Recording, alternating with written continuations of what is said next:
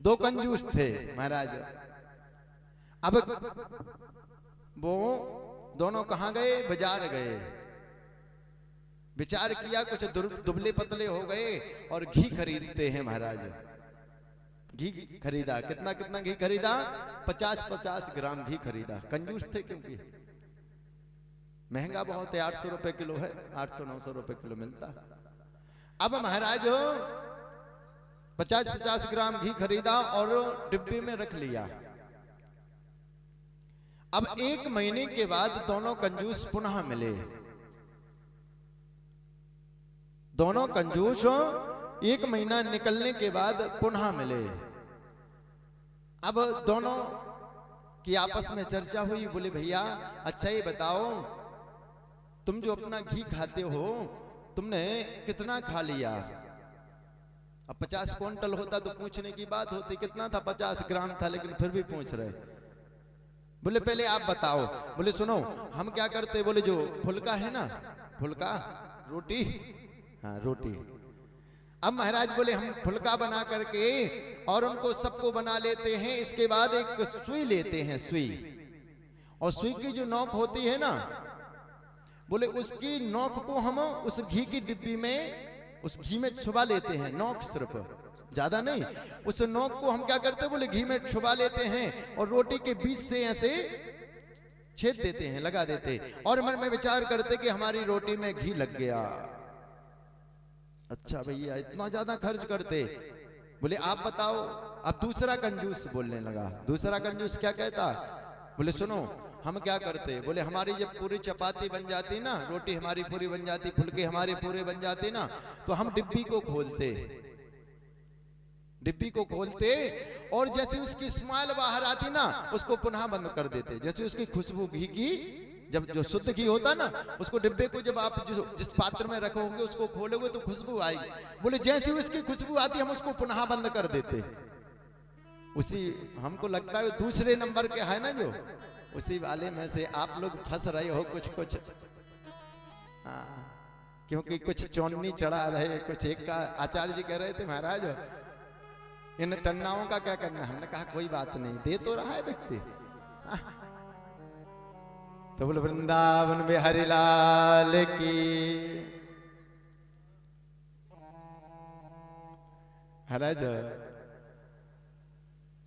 बोले कलयुग में, कलयुग केवल हरि गुण गाहा। भगवान बोले यत फलम नासिता तपसा न योगे न समाधि नाम तत्फलम लभते सम्यक कलव के सब कीर्तनात्।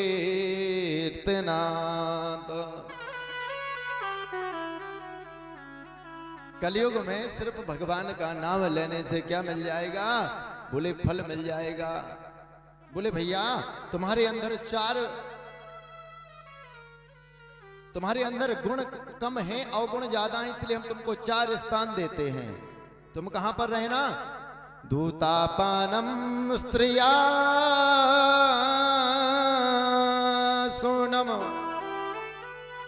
यत धर्म चतुर्विधा। राजा परीक्षित ने क्या कहा? बोले 4 स्थान तुमको देते। बोले दूतापानम, बोले जहां पर जुआ खेला जाए, जहां पर मुद्रा का पान किया जाए। हम नहीं कह रहे भैया, भागवत जी। दूतापानम स्त्रिया सोनम, महाराज जहां पर स्त्री लंपट लोग रहते हो,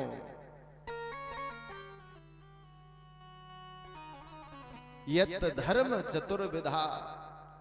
अब महाराज 4 जो स्थान दिए ना, बोले जहां पर लोग जुआ खेलते हो वहां पर तुम जाना। जहां पर महाराज, महादेव महाराज आप क्या जानो महाराज, इंग्लिश बोलना आ जाएगी। बोले जहां पर मदिरा का पान किया जाए वहां पर आप रहो। जहां पर माता पिता की निंदा होती हो, माता पिता की सेवा नहीं होती हो, उस घर में रहो। और जहां पर स्त्री लंपट लोग रहते हो, जहां पर जिस घर में माताओं का चलावा हो, बोलबाला हो, उस घर में तुम रहो महाराज।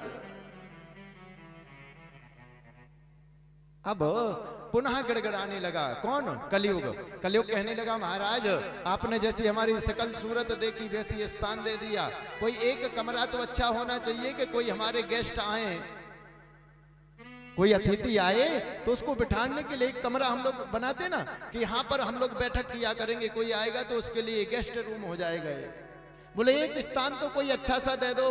तो महाराज राजा परीक्षित चूंकि रीझे हुए थे, प्रसन्न थे, और याचना करने पर कहते, राजा परीक्षित ने कहा जाओ कलयुग हम तुमको सोने में भी बास देते हैं।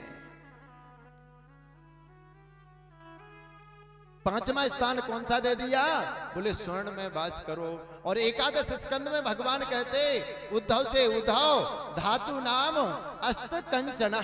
एकादश स्कंद में भागवत में आया कि भगवान कहते कि धातुओं में सोना मेरा रूप है। यहां कलयुग को राजा परीक्षित ने वास दे दिया। सूत जी महाराज कहते सुनक आदि ऋषियों सुनो, जो धन दूसरे के धन को हरण करके और